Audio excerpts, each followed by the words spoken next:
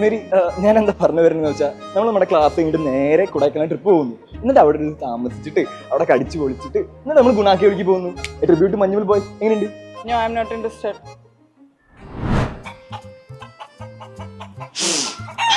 Look Mary, ഡോട്ട്മണ്ടിലെ ആ കുടിസുമുറി അല്ല ആ വലിയ കൊട്ടാരത്തിൽ ആ രാജകുമാരനൊറ്റയ്ക്ക് ഏ രാജകുമാരൻ ബിസിനസ്സാണ് എല്ലാം എന്ന് പറഞ്ഞ് നടന്നു പപ്പ. പാർട്ടിയും മീറ്റിംഗും നടന്നു. ഏക ആശ്വാസം ഡോട്ട്മണ്ടിലെ ബോർഡിംഗ് സ്കൂൾ ആ ചെറുമ പിള്ളേർ മാത്രം. പെങ്ങന്മാരും ഉണ്ടായില്ലേ?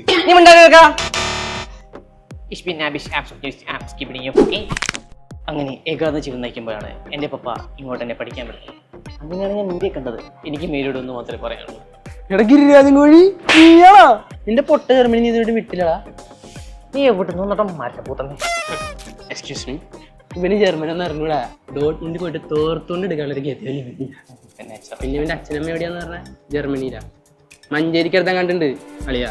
ആദ്യം നീ ജർമ്മനി പോകാനാണ് പ്ലാനെങ്കിൽ ഒരു ബേസിക് ട്രെയിനിങ്ങിന് ആദ്യം നീ വെക്കി, എന്നിട്ട് മേരിയോട് തള്ളു.